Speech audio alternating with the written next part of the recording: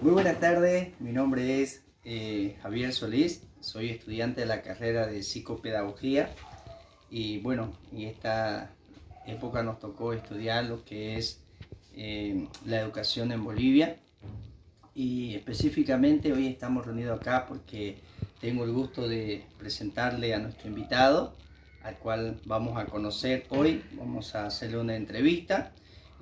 Justo acerca del Código de Educación del año 1955, recordando un poco de historia en Bolivia. Así que queremos darle la bienvenida para que él se pueda presentar en esta tarde. Querido profesor, por favor.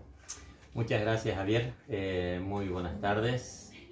Soy el profesor Denny Ágreda y bueno, yo soy oriundo del Chaco boliviano.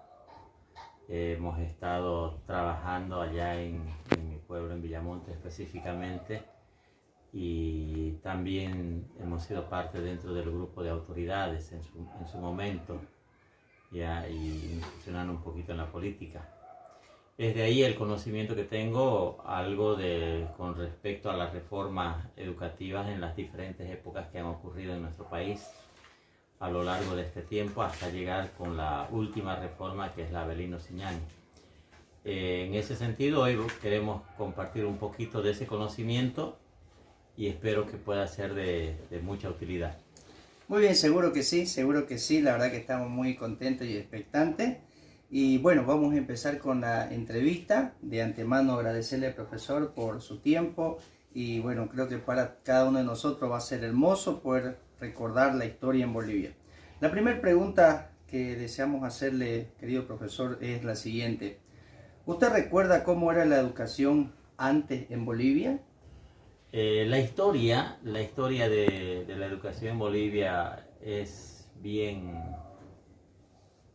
un poco triste porque la educación anteriormente era un poco clasista, o sea, estaba destinado para ciertas clases sociales, para ciertas clases de personas, y no era dado para todas las personas. No todos tenían acceso a una escuela, no todos tenían acceso a una educación, a un libro, ya, porque la gente mayormente se dedicaba al trabajo, y los de la clase alta más les convenía tener trabajadores ignorantes que trabajadores preparados. ¿Por qué? Porque de esa manera podían mantener sometidos a esta clase obrera a sus intereses personales.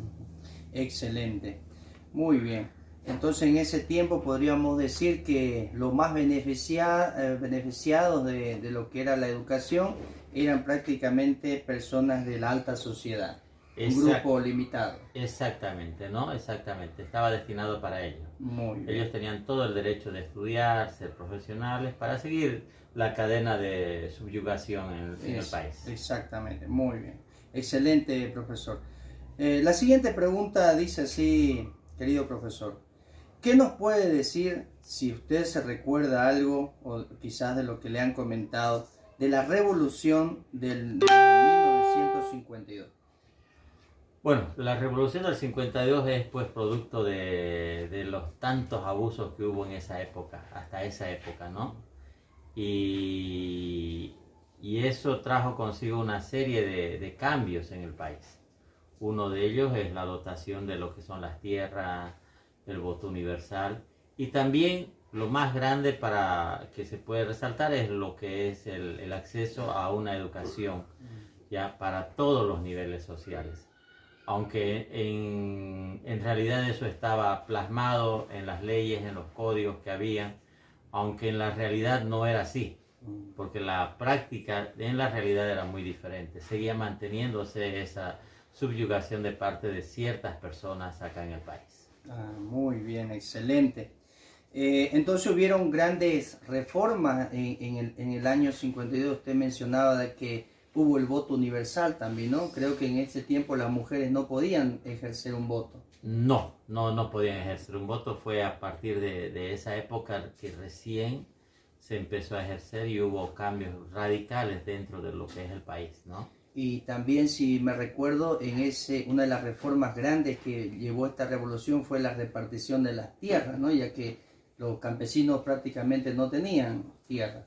Sí, exactamente, ese fue otro de los grandes cambios que hubo, la dotación de tierras al campesinado, aunque eso no fue del todo beneficioso, ¿no? Porque al dotárseles de tierra y no dotarse de los instrumentos y los medios de trabajo, ellos terminaron vendiéndola las tierras o cediéndola o abandonándola en el peor de los casos, ¿no? Y esas tierras volvieron nuevamente a las manos de los latifundistas de esa época. O sea que prácticamente fue simplemente un nombre, digamos, ¿no? Exactamente, exactamente. Y algo que resalta ahí la historia, que el lema que se saca es: la tierra es para quien la trabaja. Exactamente, exactamente. Muy bien. Exactamente. Gracias, profesor. Muy bien, continuamos entonces. La verdad que hermoso poder conocer de la historia. Y seguimos con la siguiente pregunta. ¿Qué sucede a partir de la aprobación del Código de 1955? De acuerdo con el artículo 157 de la Constitución Política del Estado, la cual dice que la educación es la más alta función del Estado, ¿ya? Y por lo tanto compite que esta facultad va dirigida a todas las manifestaciones. Pero eso no ocurría. Ahora, el principio constitucional de la escuela única significa la orientación unitaria. Y necesitan una complementarización mediante el sistema de educación pública, que en ese entonces poco y nada había. ¿Ya? Entonces, ahora, la educación en Bolivia hasta la Revolución Nacional, ¿ya? Fue monopolio de una minoría,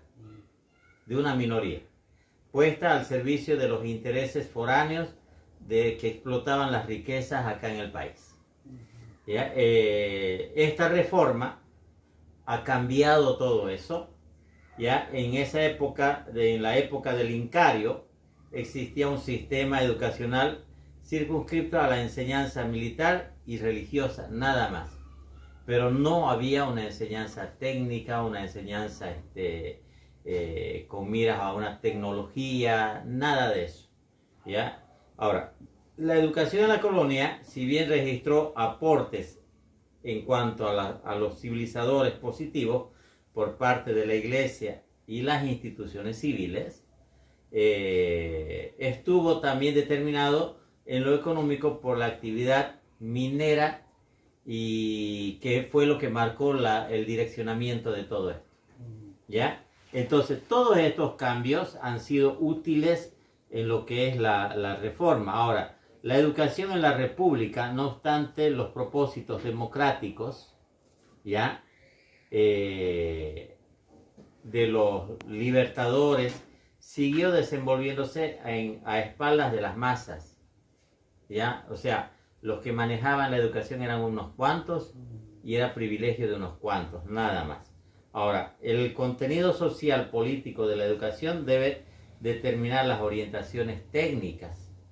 Y en el censo de 1950, fíjese que en el país existían alrededor de 1.649.000 personas analfabetas. Es decir, el 69.5% de la población total en Bolivia era analfabeta. Con eso le digo todo, ¿no?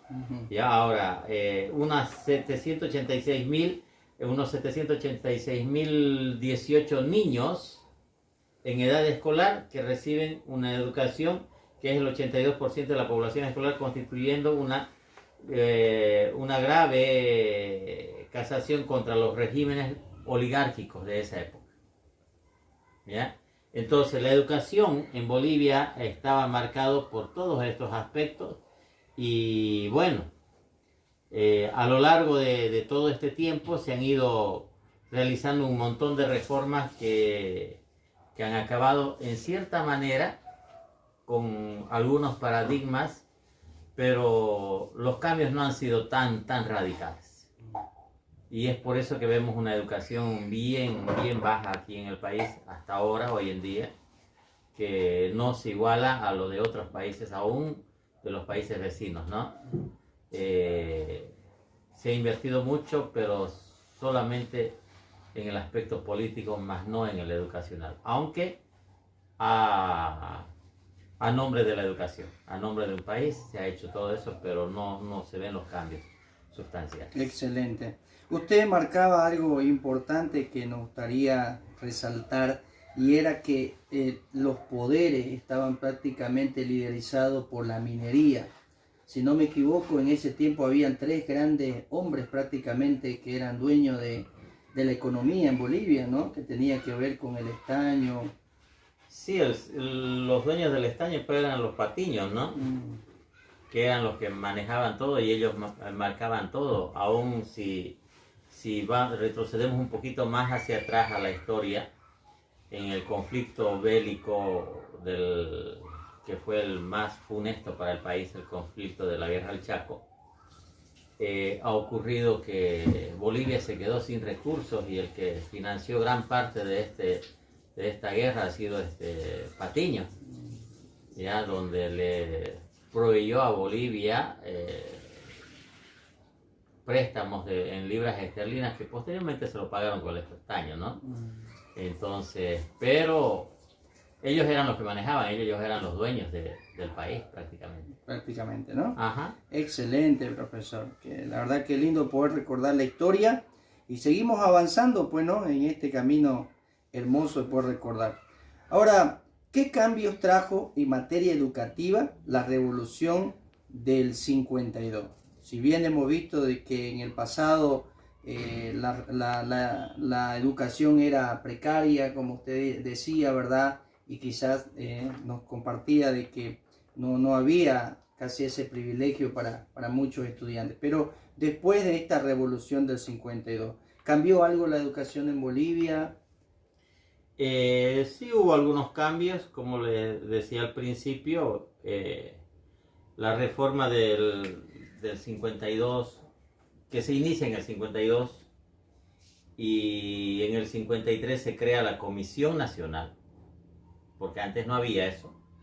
En el 53 se crea la Comisión Nacional de la Reforma Educacional y en el año 1955, un 20 de enero, se dicta el Código de Educación que determina modificaciones sustanciales en lo que es la estructura de la educación boliviana. Básicamente se concebían 4 niveles educativos en esta reforma. La educación regular a través del ciclo preescolar, primario, secundario, técnico y universitario. Luego estaba la educación de adultos, la educación de rehabilitación y finalmente la educación extraescolar y de extensión cultural hacia la comunidad. Ahora, se puso en mucho énfasis en el sistema escolar campesino, ¿ya? Y con el incremento de los núcleos escolares, que hasta ese entonces no existía. Se han creado muchos núcleos escolares.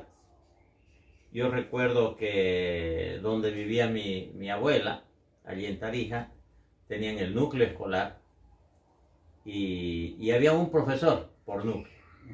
Y ese profesor era el que hacía de todas de todas las materias. Era interesante, ¿no? Pero también está, ya se puso énfasis en lo que es eso. Y los núcleos escolares desde primaria hasta las normales rurales, siguiendo la experiencia de Lizardo Pérez, ya en esa época. Y se determinó lo que es la obligatoriedad y la gratuidad de la enseñanza primaria. Ya era obligatorio. Como les decía, en esa época la reforma trajo como consecuencia la determinación de la obligatoriedad y la gratuidad de la enseñanza primaria y finalmente se intentó un programa de alfabetización con medianos resultados. No fueron los resultados que se deseaban, pero se hizo el esfuerzo, ¿no? La reforma tenía que ver con el esfuerzo de masificar la educación en el país, porque hasta ese entonces no había educación prácticamente en el país, solamente eran unos cuantitos y lo que se trataba era de masificar, de que la educación llegue a la mayor cantidad de gente. Por eso es que se han implementado algunos programas como el programa de alfabetización, que llegó inclusive a las comunidades más pequeñitas, han llegado, no con los resultados que se deseaban, pero se hizo el esfuerzo. Se hizo el esfuerzo. Excelente, muy bien. Gracias, profesor. La verdad que estamos disfrutando de ese conocimiento, de recordar nuestra historia, y eso es algo hermoso. La siguiente pregunta dice así, querido profesor. ¿Usted recuerda cómo era o cuál era en sí el rol que desempeñaba el maestro en esos años? El maestro era pues el personaje del momento, ¿no? El que marcaba todo. O sea, era una eminencia. Ser maestro no era cualquier cosa. El maestro de esa época era muy respetado, era tomado muy en cuenta en todas las esferas y tenía un valor único, porque se suponía que el maestro era el portador de todos los conocimientos que podía dar a esas personas. Pero en su conjunto lo que trae es la masificación, ¿ya?, devino en un bajo rendimiento académico, ¿ya?, y una inadecuada supervisión y un proceso de sindicalización que ha politizado a la educación. Y de ahí es que la labor y el rol del maestro ha empezado en su decaída, al extremo de que, bueno, el maestro ya no es ni siquiera tomado en cuenta hasta hoy en día, ¿no? En esa época ser maestro era mucha cosa. En sí, algo que usted recuerda, a diferencia obviamente de hoy, muchas cosas, ¿no? Vemos que quizás cambiaron en cuanto a los roles. Por ejemplo, en ese tiempo como que el profesor era la autoridad, pero ¿usted cree que eso llevó a ser autoritarista o es que sí se respetaba una autoridad? Yo creo que hubo ambas cosas, ¿no? Por una parte, bueno, el ser humano es totalmente diferente, pues, el uno del otro, ¿no? Y mientras que hay personas que desempeñan su rol como tiene que ser, pero hay otros que abusan de ese rol. Y así como hay gente que hace las cosas bien, pero esta gente que abusa, obviamente entraron en un proceso de autoritarismo, ¿ya? Y eso ha devaluado también la educación en el país. ¿Ya? Es triste reconocerlo, pero es así. Muy bien. Gracias, querido profesor. Continuamos entonces con la siguiente pregunta. Dice, ¿recuerda cuáles eran los roles de los padres de familia? Fue muy importante, ¿verdad? ¿Cuál era el rol que los padres desempeñaban en ese tiempo? Es importante poder conocer si ellos tomaban en cuenta o no. ¿Cuál era el rol que los padres desempeñaban en cuanto a la educación de sus hijos por estos años? El papel del padre era un papel muy importante dentro de lo que es el rol justamente de los papás. Según los artículos que tenemos registrados, los padres, por ejemplo, ahorita le muestro, se me fue este documento, ya. Los padres tenían en sí un rol de apoyo. Ellos tenían que involucrarse en lo que es la educación. Pero lamentablemente las ocupaciones de la época, el trabajo, no han logrado que se haga de esa manera, donde la educación prácticamente era verticalista, profesor, alumno, profesor, alumno, profesor, alumno, ¿ya? Y muy poco, casi nada, la participación de los padres. Aunque en el código de la educación, en el artículo, no recuerdo exactamente si es en el sexto, pero habla, sí, justamente en el artículo sexto del Código de Educación del 55, habla que el Estado reconoce a los padres de familia el deber, fíjese, el deber de colaborar, ¿ya? En la educación de sus hijos, sea desde el hogar o mediante la asociación de padres de familia, de acuerdo a reglamentos especiales. Pero no existía eso. O sea que una cosa era lo que decía el código, pero en la práctica era todo diferente. Era muy diferente, era muy diferente. Si bien la involucrar de los padres, digamos, en cuanto a la educación, si no me equivoco, tenía que ver más en ayudar a construir las escuelas, de pronto ayudar a aportar quizás algo en ese sentido, más material, que involucrarse en la misma educación. Sí, el apoyo mayormente de los padres era en la parte de la infraestructura.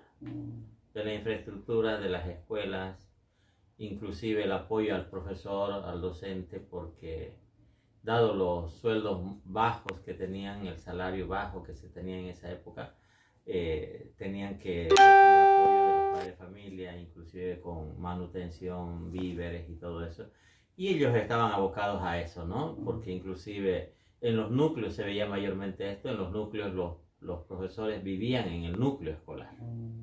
Ya tenían la vivienda para el profesor ahí, donde los padres de familia, y hasta hoy en día en algunas comunidades, por ejemplo allá en el Chaco, en las comunidades, los profesores viven en los núcleos y los padres de familia son los que le dan los víveres al profesor, le están atendiendo, le llevan comida y todo eso, porque como son de poblaciones lejos de lo que son los centros masivos, les cuesta a ellos salir, ¿no? A veces un profesor sale a cobrar su salario después de 3, 4 meses, y esos 3, 4 meses de que viven de los aportes de los padres. Ya, entonces, ese ha sido el rol mayormente de los padres. Excelente, wow, la verdad que mucha historia, muy, muy lindo poder escuchar y aprender, ¿verdad? Entonces ahí están los roles de los padres. Continuamos entonces, y la siguiente pregunta dice, ¿usted nos puede decir cuál debería ser el comportamiento de los alumnos dentro del aula en esa época? ¿Cuál era? El alumno de esa época mayormente se dedicaba a recibir. Ya ellos escuchaban, recibían y nada más. O sea, la opinión del alumno muy poco se daba. Ya ellos estaban para aprender y no para cuestionar. Y lo que decía el profesor era ley. Era ley. Era ley. Si el profesor decía esto es negro, por más que sea blanco, era negro. ¿Ya? Y el alumno no podía cuestionar. Hoy en día eso ha cambiado. Claro que sí. Hoy en día ha cambiado porque hoy en día el alumno le cuestiona, hasta le pone trabas al profesor, y el profesor a veces se ve en conflicto, no sabe qué hacer. Y eso motiva que el profesor inclusive se pueda preparar aún mucho más. ¿Ya? Porque en esa época no. También la situación era muy diferente. La situación, ¿no? Excelente, muy bien. Excelente, la verdad que ha cambiado mucho hoy en día el rol que los alumnos desempeñan, pero ya lo vamos a ir viendo más adelante, ¿sí? En nuevas reformas. Ya casi terminando, gracias profesor. Tenemos las 3 últimas preguntas. Dice la siguiente así. ¿Nos puede decir cuál es su conocimiento o participación en este tiempo?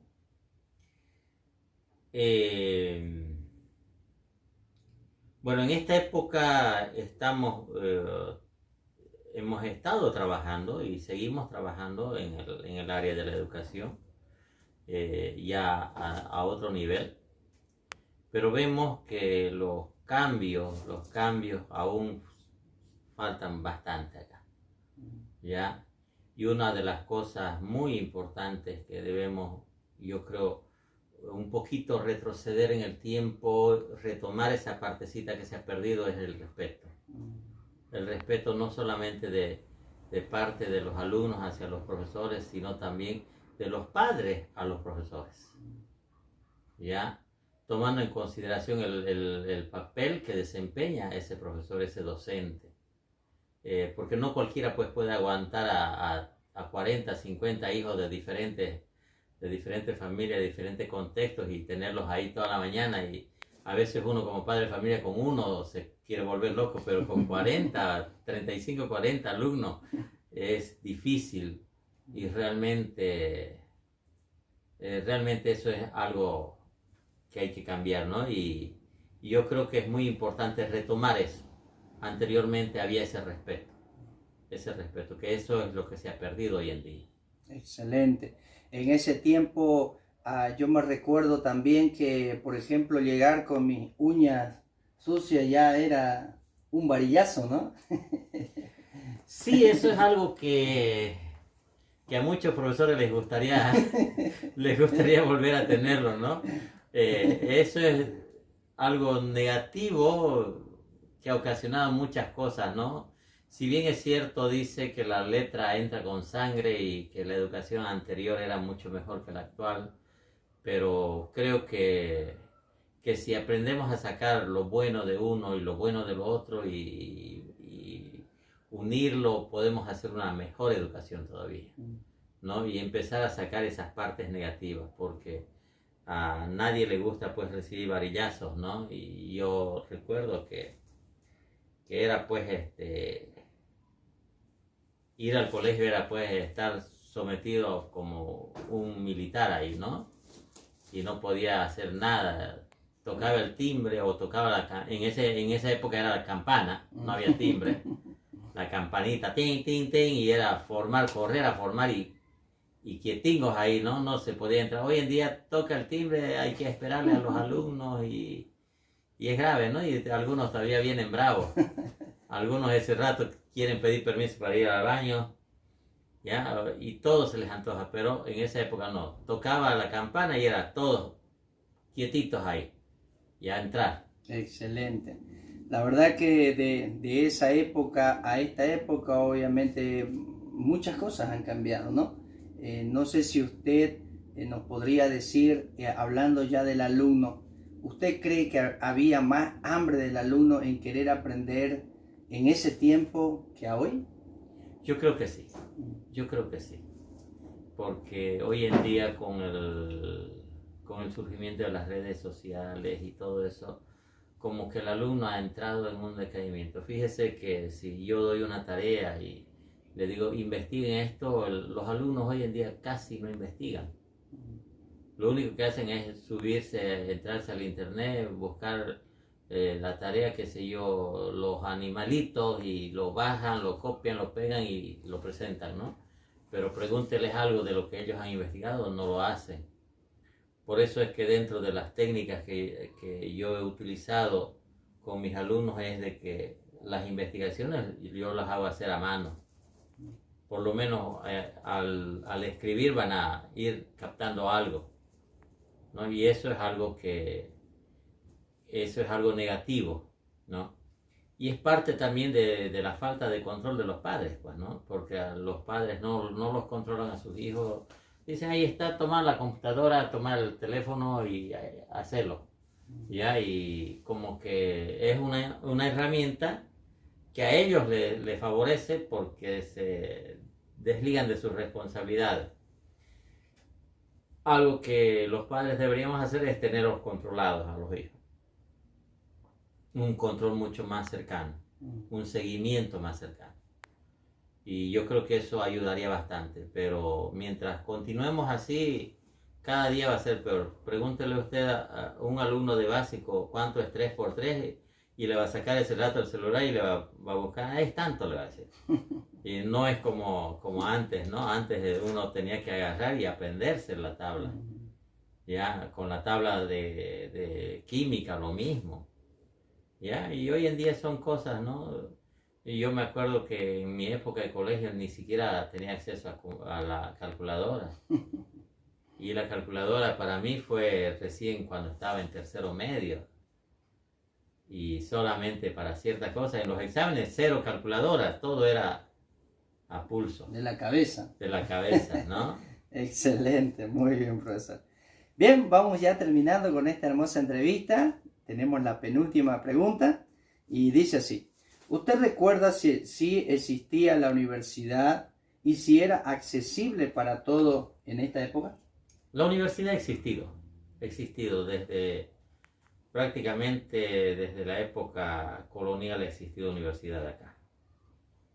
Y fue justamente en esa universidad, en la Universidad Mayor Real y Pontificia de San Francisco Javier de Chuquisaca, donde se dio el primer grito libertario, que fue en Sucre, ¿no? Entonces ha existido la universidad. Lamentablemente no era accesible para todos, ¿ya? Entonces solamente unos cuantos eran los privilegiados y era muy, muy, muy difícil acceder a las universidades. El que entraba a una universidad era realmente una gran persona porque había logrado algo muy grande que no todos podían hacerlo. Ya las personas de recursos medios y bajos era trabajar y olvidarte de nada más. Ya, entonces existió, pero era muy poco la afluencia. No es como hoy en día. O sea que era muy difícil para una persona promedio, digámoslo así, ingresar a la universidad. Sí, era muy ¿Y en cuanto a la universidad, ¿usted recuerda más o menos qué materias se cursaban? Materias, más que todo eran en las áreas jurídicas. Ya hasta donde recuerdo mayormente la universidad en Sucre, esa era una de sus carreras predilectas. Y medicina también. Medicina, las áreas sociales, el área... Sí, esas son las áreas. Mayormente las ingenierías, todo eso, la gente salía al exterior. Y en cuanto a la mujer, ¿habían mujeres también? Muy poco. Muy pocas. Muy poco. Muy pocas. Muy poco. Excelente. Muy bien, ya llegando al final de esta entrevista tenemos la última pregunta. Y bueno, pues la verdad que muy agradecido, querido profesor, de tenerlo con nosotros. Gracias por aportar esta hermosa riqueza a la historia, ¿verdad? Que hoy por hoy va a ser bien para muchos de nosotros, que de pronto vamos a escuchar también. Vamos con la última pregunta y dice así: en su opinión ya personal, querido profesor, nuestra educación, ¿qué debe mejorar? Algo que yo he estado viendo durante toda esta época, las diferentes reformas que se han dado no más a nivel político, a nivel partidista y nada más. Algo que debe mejorar es en el aspecto de recursos, destinar recursos, no solamente a la parte académica, sino también a la parte humana, es decir, a los docentes, proveerles de recursos, de materiales, cosa que no hay. Fíjese, con la reforma actual, al docente se le exige un montón de cosas, pero no tiene los recursos. Con el salario que ganan es imposible tomar todas esas actualizaciones, todas esas cosas. Entonces falta. Yo creo que ahí tiene que dársele un mayor énfasis, otro cambio. Otro de los aspectos es el respeto, como le decía en una anterior oportunidad, el respeto que debe existir no solamente de los alumnos a los profesores, sino también de los padres hacia los profesores y también de los profesores hacia los alumnos y los padres. Ya viceversa, o sea, es recíproco este respeto que hoy en día se ha perdido, rotundamente se ha perdido. Hoy en día a veces fíjese cómo se ha degradado el rol del docente, de que hoy en día un docente es capaz de agarrar con una cartulina, darle un pequeño golpe al alumno y le arman un juicio y lo pueden mandar inclusive preso, ya, por maltrato infantil y todo eso. Pero ¿qué del maltrato del alumno hacia el docente? Nunca se habla de eso, ya, nunca se habla del acoso del alumno al docente, nunca se habla, pero sí se habla o sea, solamente para unos hay derechos y para otros no hay derechos. Y yo creo que esa parte es lo que hay que empezar a mejorar. Entonces, la verdad que hay muchas cosas quizás, ¿no?, que mejorar en la educación. Y ya para finalizar, querido profesor, en cuanto al aspecto rural del campo, ¿cómo ha visto usted la educación? ¿Ha mejorado? ¿Falta todavía por mejorar? En el campo, si bien es cierto, se han abierto escuelas con bombos y platillos y todo eso, pero hay núcleos que solamente están como un edificio nada más. Ya, y la gente, bueno, yo creo que el rol es muy diferente en el campo con la ciudad. Ya, porque la gente en el campo, con la situación actual económica que uno vive, la gente se dedica más a trabajar y su pensamiento es trabajar para generar recursos. Y entonces no se ha provisto esa parte. Como les decía, hay muchas falencias que hay que arreglar, que hay que mejorar. Y yo creo que esa es una de las partes más importantes, ¿no? El muchachito que en edad escolar no asiste a la escuela porque tiene que ayudar al papá a trabajar. Y eso también hay que cambiar. Porque el rol del alumno, o sea, del niño es muy diferente, ¿no? Y ahí tiene que entrar el padre, que tiene que apoyar y guiar a ese hijo, pero lamentablemente eso tiene que cambiar ese pensamiento en nuestro país. Son falencias entonces, ¿no?, que Sí, se ha visto. Sí. Muy bien, ya para finalizar esta entrevista, querido profesor, a mí me gustaría que usted pueda enviar un mensaje a todos estos estudiantes pues de la carrera de psicopedagogía, que bueno, estamos ahí estudiando. ¿Qué les podría decir, ¿no?, en cuanto a la historia que hoy hemos escuchado de Bolivia? Felicitar en primer lugar al docente y también a cada uno de los alumnos por haber abrazado esta noble tarea. No es fácil, no es tan gratificante. A veces uno tiene que derramar muchas lágrimas por las injusticias que hay, pero uno tiene que seguir adelante. Realmente el mensaje que puedo decirles: el trabajo es difícil, es duro, pero al final uno se siente con la conciencia tranquila de haber aportado en algo. Aunque no sea reconocido en esta vida, pero yo creo que en algún momento van a reconocer la labor que uno realiza. Muy bien, muchas gracias querido profesor, muchas gracias licenciada. Esa ha sido nuestra entrevista con nuestro profesor aquí, Denny Agreda.